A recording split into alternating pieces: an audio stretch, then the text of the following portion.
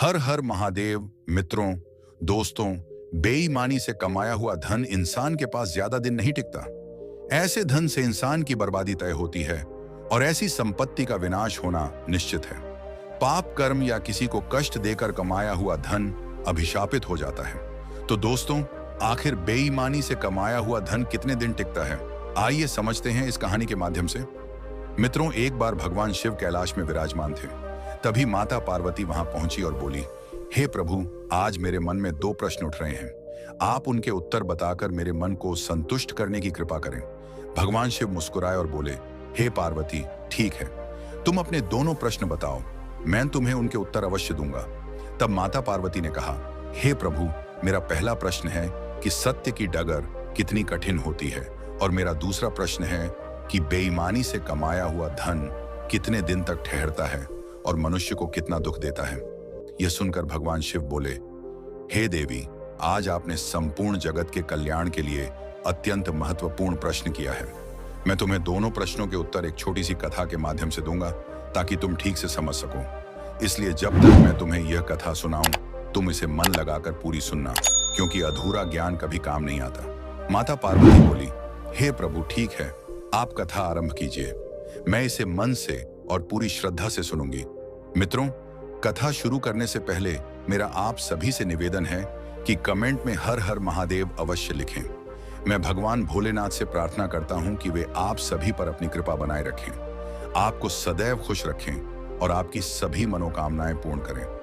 भगवान शिव ने कथा शुरू करते हुए कहा, हे पार्वती, एक नगर में एक सौदागर रहता था जिसका बड़ा नाम था। नगर के प्रभावशाली लोग उसके मित्र थे और वे लोग कारोबार में सौदागर की मदद करते थे। सौदागर अपनी चीजें घोड़े पर लाद कर छोटे छोटे नगरों और आसपास के क्षेत्रों में बेचने के लिए भेजता था। उसकी पत्नी भी बहुत भली, चरित्रवान और सत्य की राह पर चलने वाली थी, इसीलिए लोग उससे बहुत प्रेम करते थे और वह अत्यंत सुंदर भी थी। एक दिन सौदागर ने पत्नी से कहा कि वह दूसरे देश की यात्रा करना चाहता है ताकि उसका व्यापार और बढ़ सके। पत्नी ने उसकी बात मान ली। फिर सौदागर ने अपने मित्रों से भी कहा कि वह पहाड़ी क्षेत्र से बाहर जाकर व्यापार बढ़ाना चाहता है और वहां से खास चीजें लाकर नगर में बेचेगा। मित्रों ने भी उसकी बात मान ली। तब सौदागर ने अपना सारा कारोबार एक व्यापारी मित्र को सौंप दिया और कहा कि वह हिसाब किताब ठीक से रखे और जो भी मुनाफा हो वह उसकी पत्नी को देता रहे। व्यापारी मित्र ने हामी भरी और कहा, तुम चिंता मत करो, मैं तुम्हारे कारोबार का पूरा ध्यान रखूंगा और तुम्हारी पत्नी को मुनाफा देता रहूंगा। इस प्रकार सौदागर ने अपने मित्र की बात पर भरोसा किया और एक सप्ताह बाद एक नौकर और सामान के साथ यात्रा पर निकल पड़ा। उसकी यात्रा लंबी और कठिन थी, लेकिन वह नदी नालों और दुर्गम रास्तों को पार करता हुआ प्रवरसेन के राज्य में पहुंचा, जिसका साम्राज्य नर्मदा तक फैला था।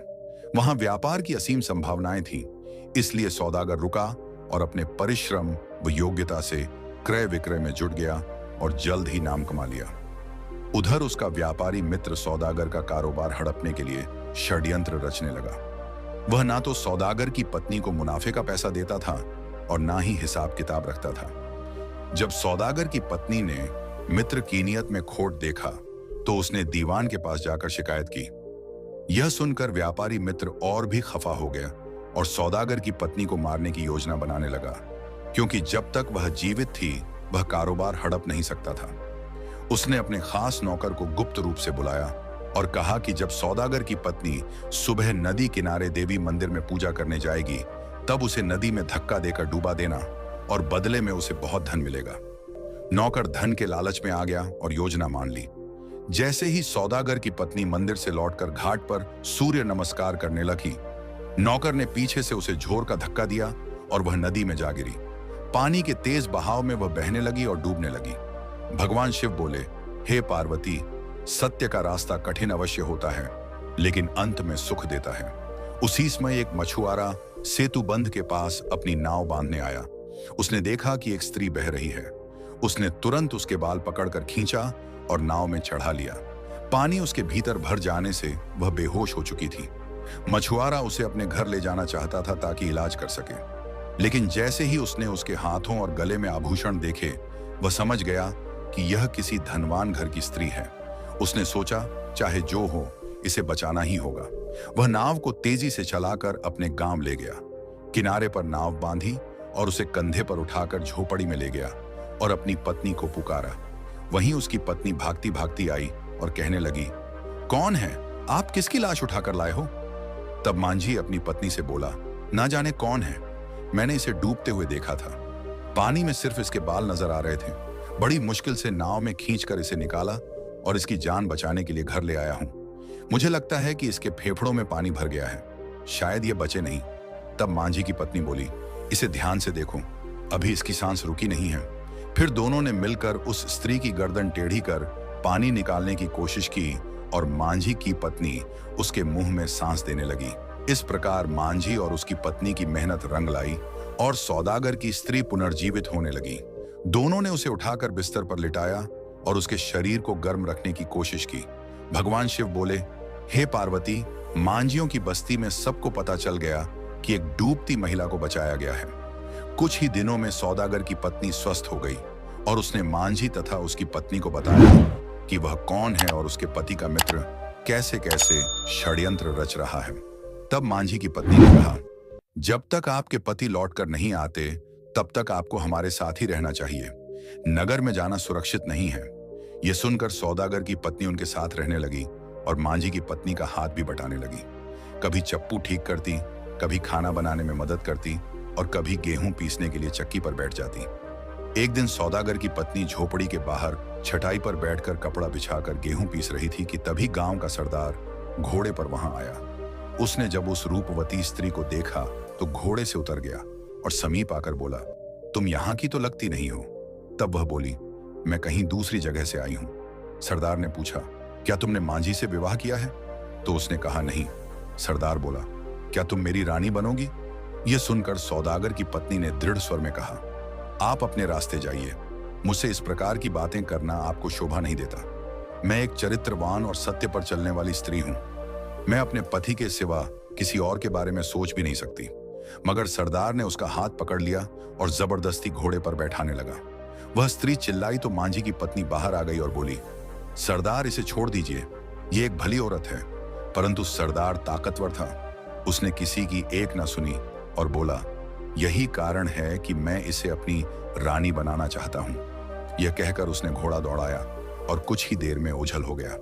भगवान शिव बोले, हे पार्वती, सरदार का घर एक छोटी पहाड़ी पर था। उसने सौदागर की पत्नी को आंगन की कोठरी में बंद कर बाहर से साकल चढ़ा दी और बोला, कल ही मैं तुमसे विवाह करूंगा और तुम्हें अपनी रानी बनाकर रखूंगा। ऐसा कहकर वह बड़े मकान में चला गया। वहीं कोठरी में बंद सौदागर की पत्नी रोती सिसकती रही। उसकी मदद करने वाला कोई न था। संध्या के समय सरदार की एक सेविका खिचड़ी लेकर आई। तब सौदागर की पत्नी ने सोचा, भागने का यही मौका है। उसने सेविका से कहा, बहन, मुझे बहुत प्यास लगी है, क्या तुम थोड़ा पानी ला दोगी? सेविका पानी लेने गई तो सौदागर की पत्नी ने मौका देखकर बिना आहट किए बाहर निकलने का रास्ता ढूंढा और आंगन से निकलकर पेड़ों के पीछे छिपते हुए पहाड़ी से उतरने लगी। उसका दिल जोर जोर से धड़क रहा था कि कहीं सरदार उसे ढूंढता हुआ बाहर ना आ जाए और दोबारा पकड़ ना ले। उधर प्रवरसेन की नगरी में सौदागर अपनी पत्नी के लिए आभूषण खरीद रहा था और अपनी आखिरी पोटली बेचने के लिए व्यापारी से सौदा कर रहा था। इधर सौदागर की पत्नी रात में एक मंदिर में छिप गई और पूरी रात वहीं बिताई। फिर सुबह पहाड़ियों से होकर चलती रही। उसके पास ना ठौर था ना ठिकाना। तभी उसे कुछ आवाजें सुनाई दी। उसने देखा कि कुछ घोड़े पहाड़ी रास्ते से आ रहे हैं। घोड़ों पर सामान लदा था और उन्हें हाँकता हुआ एक व्यक्ति पास आया। उसने सौदागर की पत्नी को देखा और पूछा, तुम्हें कहाँ जाना है? भगवान शिव बोले, हे पार्वती, इस संसार में सब एक जैसे नहीं होते, कुछ लोग धर्म पर भी चलते हैं। उस व्यक्ति की बात सुनकर सौदागर की पत्नी बोली, मुझे इस जंगल से बाहर कहीं भी ले चलो, किसी गांव या बस्ती तक पहुंचा दो। वह व्यक्ति बोला, मुझे उद्धव नगर जाना है, वहां पहुंचते पहुंचते शाम हो जाएगी।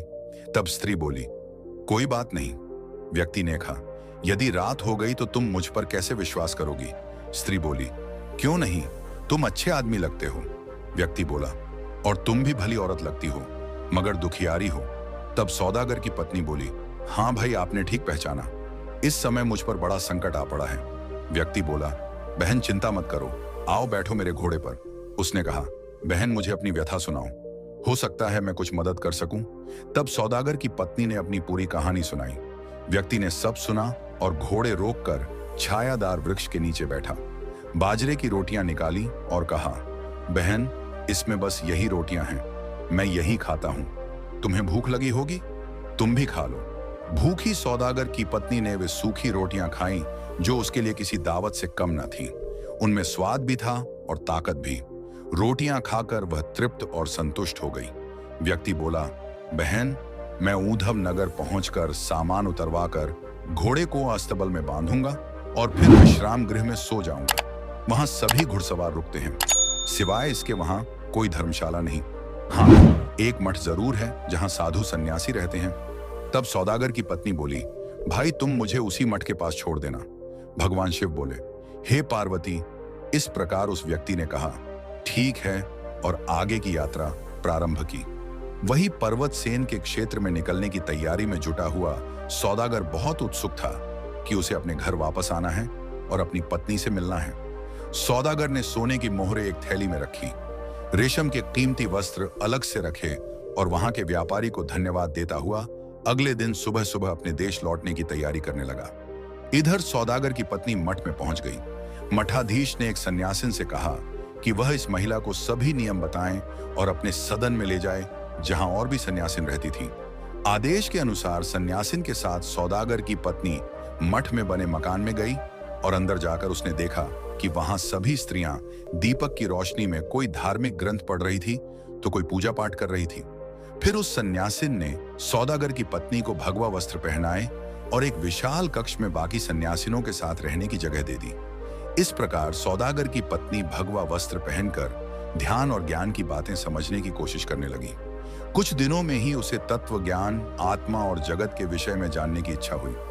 भगवान शिव कहते हैं, हे पार्वती, इधर सौदागर की पत्नी भगवा वस्त्र पहनकर भगवान के भजन में लीन हो गई और धार्मिक ग्रंथ पढ़कर आत्मा तथा जगत के विषय में जानने की जिज्ञासा करने लगी। उधर प्रवरसेन की नगरी से निकला सौदागर 500 कोस की यात्रा के बाद अपने घर पहुंचा तो वहां उसे नए लोग दिखाई दिए। ना उसकी पत्नी थी, ना उसके नौकर थे। उसका सारा कारोबार और घर उसके मित्र ने हड़प लिया था। यह नजारा देखकर सौदागर अपनी पत्नी की चिंता में डूब गया और सोचने लगा कि वह कहां और कैसी होगी। अब यह मुझे कौन बताए। परंतु सौदागर ने हिम्मत नहीं हारी। उसने कुछ सोने की मोहरों से नया घर खरीदा, अपने साथ आए नौकर को वहीं रखा और जो कीमती वस्तुएं लाई थी उन्हें संभाल कर रख दिया और फिर पत्नी की खोज में निकल पड़ा। पड़ोसियों, रिश्तेदारों और मित्रों से पूछने पर पता चला कि जब उसकी पत्नी देवी के मंदिर में गई थी तब कोई ऐसी घटना घटी कि वह वापस नहीं लौटी। सौदागर देवी के मंदिर के पुजारी से भी मिला तो पुजारी ने कहा कि पिछले 8 महीनों से वह मंदिर नहीं आई है, मगर सौदागर को विश्वास था कि उसकी पत्नी जीवित है। पुजारी ने उसे उत्तर दिशा में खोजने का संकेत दिया। सौदागर त्रिकुटा की पहाड़ियों को पार करता हुआ जय घाटी पहुंचा और स्थानीय लोगों से पूछता रहा, मगर किसी को कुछ पता नहीं चला। भगवान शिव कहते हैं, हे पार्वती, इधर सौदागर अपनी पत्नी को ढूंढते ढूंढते भटक रहा था और उधर सौदागर के नौकर को सौदागर के व्यापारी मित्र का वही सेवक मिल गया जिसने सौदागर की पत्नी को नदी में धकेला था। उस सेवक ने सौदागर के नौकर को सब सच बताया और यह भी कहा कि वह पश्चाताप की अग्नि में जल रहा है। ग्लानि और अपराध बोध ने उसे अंदर से भस्म कर दिया है, क्योंकि उसने एक निर्दोष स्त्री को अपने लालची मालिक के कहने पर नदी में डुबो दिया था। उधर सौदागर खोजते खोजते ऊधव नगर पहुंचा और अब वह इतना निराश हो गया कि उसने निश्चय किया कि कल इस क्षेत्र से निकल जाएगा। थका होने के कारण वह एक पेड़ के नीचे बैठ गया। उसके पास धन था, मगर मन की शांति नहीं थी। पत्नी की तलाश में वह टूट चुका था। तभी वहां से भगवा वस्त्रों में एक टोली गुजरी। सौदागर की नजर उस पर पड़ी। एक भिक्षु उसके सामने आया और भिक्षा पात्र आगे किया। सौदागर ने चांदी का एक सिक्का उसमें डाल दिया। भिक्षु ने कहा, इस सिक्के का क्या करोगे? यदि अन्न फल हो तो मुझे दे दो। सौदागर बोला, मैं स्वयं भूखा हूं, अन्न कहां से लाऊं? भिक्षु ने सोचा, यह व्यक्ति भला है मगर भूखा भी है। उसने सौदागर को मठ का रास्ता दिखा दिया और भिक्षुओं की टोली दूसरी दिशा में निकल गई। भगवान शिव कहते हैं, हे पार्वती, मठ के पास पहुंचकर सौदागर ने घोड़ा बाहर बांधा और मठाधीश को दंडवत प्रणाम किया। मठाधीश ने पूछा, बेटा, क्या तुम भूखे हो? सौदागर ने कहा, हाँ गुरुवर, मुझे बहुत तेज भूख लगी है। मठाधीश ने एक सन्यासी को बुलाकर कहा कि इसे भोजन और विश्राम कराओ। सौदागर प्रणाम करके सन्यासी के साथ कुटिया में चला गया। भोजन और विश्राम के बाद जब वह बाहर आकर घोड़े की रस्सी खोल रहा था, तभी मठ के भीतर मौजूद उसकी पत्नी ने उसे देख लिया। वह समझ गई कि उसका पति उसे खोजते खोजते यहां तक पहुंचा है। वह भागती हुई सन्यासिन के पास गई और बताया कि बाहर खड़ा व्यक्ति उसका पति है। यह सुनकर सन्यासिन ने एक भिक्षु को द्वार पर भेजा और कहा कि इस आगंतुक को जाने मत देना। भिक्षु ने सौदागर को रोका और उसे वापस कुटिया में ले आया। वहां पतित मिले और एक दूसरे को गले लगा लिया। सन्यासिन दोनों को मठाधीश के पास ले गई और पूरी कहानी सुनाई। सौदागर ने जब पत्नी को भगवा वस्त्र में देखा तो घबराया और सोचने लगा कि अब यह मेरे साथ नहीं जाएगी, क्योंकि इसने संन्यास धारण कर लिया है। सौदागर अपने भाग्य को कोसने लगा कि उसका कारोबार भी गया और पत्नी भी छीन गई। तभी मठाधीश मुस्कुराए और बोले, बेटा चिंता मत करो, तुमने कुछ भी नहीं खोया है। ईश्वर की लीला निराली है, उसी की कृपा से तुम्हारी सद्गुणी पत्नी यहां तक पहुंची है।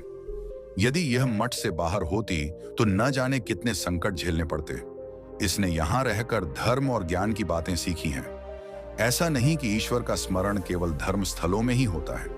प्रभु को तो गृहस्थी धर्म निभाते निभाते भी याद किया जा सकता है। यहाँ नियम और अनुशासन है जो साधक के लिए उचित रहते हैं। मैं तुम दोनों को आशीर्वाद देता हूं कि तुम्हारा गृहस्थ जीवन सुखमय हो, क्योंकि जो स्त्री चरित्रवान होती है और सत्य के मार्ग पर चलती है, उसे कठिनाइयों का सामना करना ही पड़ता है, लेकिन अंत में जीत उसी की निश्चित होती है। वही मठाधीश का आशीर्वाद पाकर सौदागर और उसकी पत्नी दोनों मठ से निकल आए। भगवान शिव कहते हैं, हे पार्वती, इस प्रकार घर पहुंचते ही जब सौदागर के नौकर ने अपनी मालकिन को देखा तो उसे यकीन नहीं हुआ। नौकर ने तुरंत बताया कि आपके व्यापारी मित्र के सेवक ने मुझे सब सच बता दिया है कि उसी ने हमारी मालकिन को नदी में धकेला था। यह सुनकर सौदागर ने सेवक को कोतवाल के द्वारा पकड़वाया और जब कोतवाल ने सच्चाई जानी तो उसने सौदागर के व्यापारी मित्र को भी गिरफ्तार कर लिया और दोनों को राजा के सामने पेश किया। राजा ने धोखेबाज व्यापारी और उसके सेवक को मृत्युदंड की सजा सुना दी। इस प्रकार जिसने बेईमानी से धन कमाया था, बेईमानी के धन से साम्राज्य खड़ा किया था, उसका विनाश हो गया और वह मौत के मुंह में चला गया।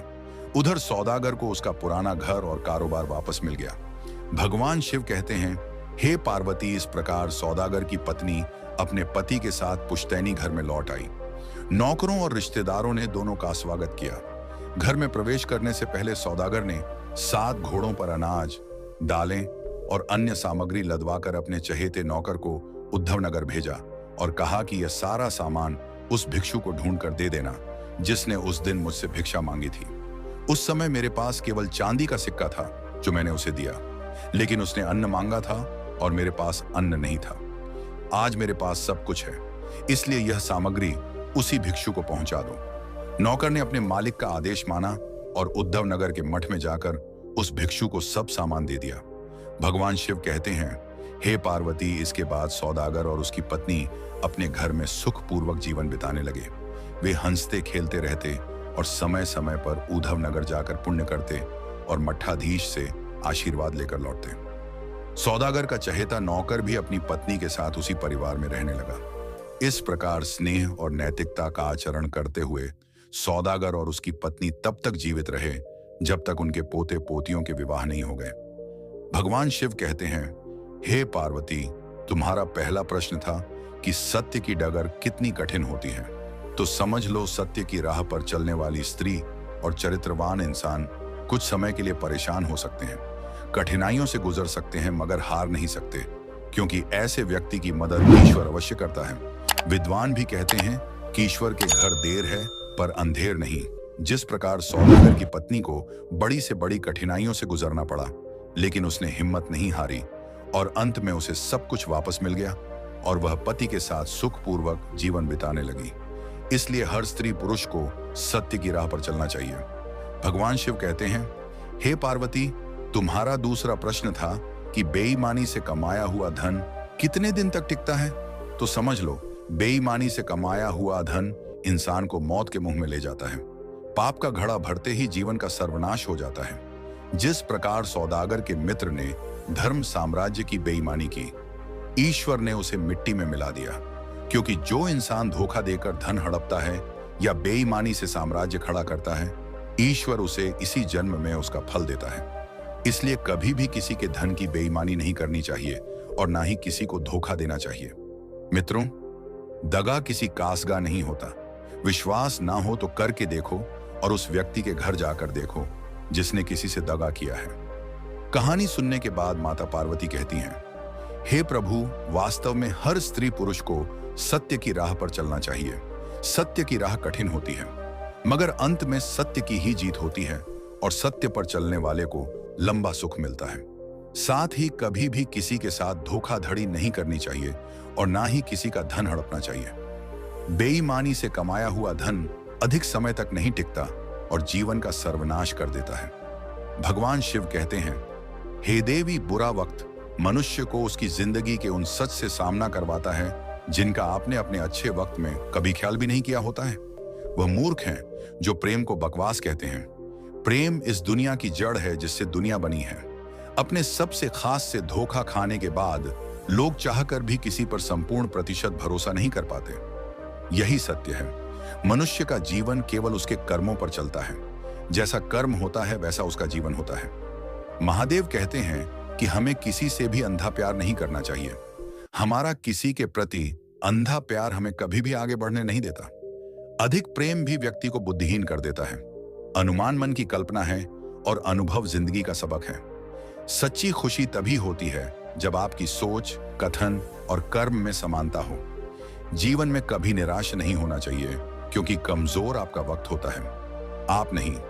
जैसे तेल समाप्त हो जाने पर दीपक बुझ जाता है, उसी प्रकार कर्म के क्षीण हो जाने पर भाग्य भी नष्ट हो जाता है।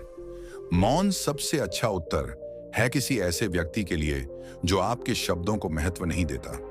मनुष्य जन्म लेता है तो उसके पास सांसें तो होती हैं, पर कोई नाम नहीं होता। जब मृत्यु होती है तो उसके पास नाम तो होता है, पर सांसें नहीं होती। इसी सांस और नाम के बीच की यात्रा को जीवन कहते हैं। ना किसी के अभाव में जियो, ना किसी के प्रभाव में जियो। यह जिंदगी है आपकी, अपने स्वभाव में जियो। किसी के प्रति मन में क्रोध लिए रहने की अपेक्षा उसे तुरंत प्रकट कर देना अधिक अच्छा है। जैसे क्षण भर में जल जाना देर तक सुलगने से अधिक अच्छा है। इंसान चाहे जितना भी खुद को व्यस्त रख ले, जिससे वह प्रेम करता है उसकी यादों से नहीं बच सकता। समय कभी नहीं रुकता। आज यदि बुरा चल रहा है तो कल अवश्य अच्छा आएगा। आप केवल निस्वार्थ भाव से कर्म कीजिए और वही आपके हाथ में है। हमारी आस्था की परीक्षा तब होती है जब हम जो चाहे वह ना मिले और फिर भी हमारे दिल से प्रभु के लिए शुक्रिया ही निकले। दया होनी चाहिए, कमजोरी नहीं, ज्ञान होना चाहिए, अहंकार नहीं। माता पिता बनना अत्यंत सुखद अनुभव है। उत्साह से जीवन जीना और स्वयं पर महारत हासिल करना खुशी देता है। कोई कुछ भी बोले, स्वयं को शांत रखो। धूप कितनी ही तेज हो, समुद्र सूखा नहीं करते। मन की गतिविधियों, होश, श्वास और भावनाओं के माध्यम से भगवान की शक्ति सदा तुम्हारे साथ है और तुम्हें बस लगातार एक साधन की तरह प्रयोग कर सभी कार्य कर रही है। तुम उसके लिए शोक करते हो जो शोक करने के योग्य नहीं है और फिर भी ज्ञान की बातें करते हो। बुद्धिमान व्यक्ति ना जीवित और ना ही मृत व्यक्ति के लिए शोक करते हैं। तुम अपनी पीड़ा के लिए संसार को दोष मत दो, अपने मन को समझाओ। तुम्हारे मन का परिवर्तन ही तुम्हारे दुखों का अंत है। अगर तुम अपना कल्याण करना चाहते हो तो सभी तरह के उपदेशों, सभी धर्मों को छोड़कर मेरी शरण में आ जाओ। मैं तुम्हें मुक्ति प्रदान करूंगा। सुख दुख का आना जाना सर्दी गर्मी के आने जाने के जैसा ही है, इसलिए इन्हें सहन करना सीखना ही उचित है। धर्म चाहे जो भी हो, अच्छे इंसान बनो। हिसाब हमारे कर्म का होगा, धर्म का नहीं। तुम्हारा मोहग्रस्त होकर अपने कर्तव्य पथ से हट जाना मूर्खता है, क्योंकि इससे ना तो तुम्हें स्वर्ग की प्राप्ति होगी और ना ही तुम्हारी कीर्ति बढ़ेगी। किसी दूसरे के जीवन के साथ पूर्ण रूप से जीने से अच्छा है कि हम अपने समय के भाग्य के अनुसार अपूर्ण जिए। जीवन को भगवान से जोड़ दो, सब भगवान पर छोड़ दो। शांत रहना सही है, पर जब गलत हो तब नहीं। खुशियां मन की एक स्थिति है, बाहरी दुनिया से इसका कोई लेना देना नहीं है। जीवन ना कल में है ना आज में है, जीवन इस पल में है। इस पल का अनुभव ही जीवन है। हम दुनिया से कभी शांति नहीं पा सकते जब तक हम खुद अंदर से शांत ना हो। मनुष्य को मोह माया में पड़कर अपने कर्तव्य को नहीं भूलना चाहिए। मनुष्य की इच्छाएं अनंत हैं। यदि इच्छाएं पूरी नहीं होती तो क्रोध बढ़ता है और इच्छा पूरी होती है तो लोभ बढ़ता है। इसलिए जीवन की हर स्थिति में धैर्य बनाए रखें तथा इच्छाएं सीमित रखें। श्री कृष्ण कहते हैं, अगर तुम अपना कल्याण चाहते हो तो उस भी उपदेशों, सभी धर्मों को छोड़कर मेरी शरण में आ जाओ, मैं तुम्हें मुक्ति प्रदान करूंगा। कर्म योगी अपने मन और बुद्धि की शुद्धि के लिए ही अपने शरीर, मन, बुद्धि और इंद्रियों के साथ आसक्ति रहित होकर कर्म करते हैं। हे अर्जुन, मैं सर्वज्ञ हूं, मैं इस सृष्टि का रचनाकार हूं। मैं भूत, वर्तमान और भविष्य के सभी प्राणियों को तथा उनके विचारों को जानता हूं, किंतु वास्तविकता में कोई मुझे ना जानता है, ना ही समझता है। लोग कहते हैं अपनों के आगे झुक जाना चाहिए, किंतु सच बात तो यह है, जो अपने होते हैं वह कभी झुकने नहीं देते। परिवर्तन ही इस संसार का नियम है। यह प्रकृति है जो सभी गतियों का कारण बनती है। अहंकार से मोहित मूर्ख उस धारणा को धारण करता है जो कहती है मैंने किया। गर्मी और ठंड, सुख और दर्द की भावना इंद्रियों के अपनी वस्तुओं के संपर्क के कारण होती है। वे आते हैं और चले जाते हैं चिरकाल तक। आपको उन्हें स्वीकार करना चाहिए। पूर्ण लगन के साथ अपना कार्य करो, लेकिन उसके फल की इच्छा मत करो, क्योंकि जब आप फल की इच्छा करते हैं तब कहीं ना कहीं आप अपने कार्य में पूर्ण रूप से समर्पित नहीं हो पाते। गति के लिए चरणों पर ध्यान देना आवश्यक है, किंतु प्रगति के लिए सदैव आचरण पर ही ध्यान देना चाहिए। प्रकृति द्वारा निर्धारित कर्तव्य का पालन करते हुए व्यक्ति ने कोई पाप नहीं किया। जिसका मन उसके वश में नहीं है, उसके लिए उसका मन शत्रु के समान है। अपनी इच्छा की शक्ति से अपने आप को नया आकार दें। अपने आप को कभी भी स्व इच्छा से नीचा ना होने दें। बुद्धिमान अपनी चेतना को एकीकृत करते हैं और कर्म के फल के प्रति आसक्ति को त्याग देते हैं। मनुष्य अपने विश्वास से निर्मित होता है। जैसा वह विश्वास करता है वैसा वह बन जाता है। मन चंचल होता है, यह इधर उधर भागता है और किसी भी कार्य की एकाग्रता का दुश्मन है। लेकिन यदि यह व्यक्ति के वश में हो जाए तो इससे अच्छा कोई मित्र नहीं है। मन को एकाग्र करना जरूरी है, बस थोड़े से प्रयास और अभ्यास की जरूरत है। मेरे लिए ना कोई घृणित है और ना ही कोई प्रिय, ना कोई निर्धन है और ना ही कोई धनी। बस जो भक्ति भाव के साथ मुझे याद करते हैं, मैं उनका हूं और वह मेरे। भगवान तो बस प्रेम और भक्ति के भूखे हैं।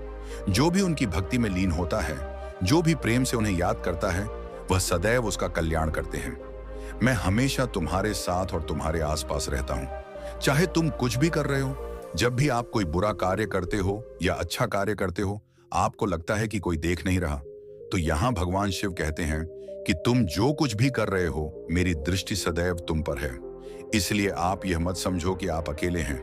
आपके साथ महादेव सदैव हैं। जीवन में आधे दुख इस वजह से आते हैं क्योंकि हमने उनसे आशाएं रखी जिनसे हमें नहीं रखनी चाहिए थी। हम सभी मनुष्य किसी ना किसी अन्य मनुष्य से बंधे होते हैं, या कहो किसी दूसरे इंसान पर निर्भर रहते हैं, और इसी निर्भरता से हमारे मन में उम्मीद और आशाएं बनी रहती हैं कि हमारा कोई मदद कर देगा। परंतु कई बार हम गलत इंसान से आशाएं या उपेक्षा कर लेते हैं, जिसके कारण हमें कई दुख और तकलीफों का सामना करना पड़ता है। हमें ऐसे समय में धैर्य से काम लेना चाहिए। जीवन में समय चाहे जैसा भी हो, परिवार के साथ रहो। सुख हो तो बढ़ जाता है और दुख हो तो बांट जाता है। इस संसार में मूर्ख व्यक्ति, अधर्मी, अज्ञानी और नास्तिक प्रकृति का व्यक्ति मेरी शरण स्वीकार नहीं कर सकता। ज्ञानी व्यक्ति को कर्म के प्रतिफल की अपेक्षा कर रहे अज्ञानी व्यक्ति के दिमाग को अस्थिर नहीं करना चाहिए। अपने जीवन में कभी भी ना किसी को आनंद में वचन दो, ना क्रोध में उत्तर दो और ना ही दुख में कभी निर्णय लो। किसी और का काम पूर्णता से करने से कहीं अच्छा है कि अपना काम करो, भले ही उसे अपूर्णता से करना पड़े। मैं ही इस सृष्टि की रचना करता हूँ, मैं ही इसका पालन पोषण करता हूँ और मैं ही इस सृष्टि का विनाश करता हूँ। जो कुछ हुआ अच्छे के लिए हुआ, जो हो रहा है अच्छे के लिए हो रहा है, जो होगा वह भी अच्छे के लिए ही होगा। तो सकारात्मक रहो और अपना कर्म करो।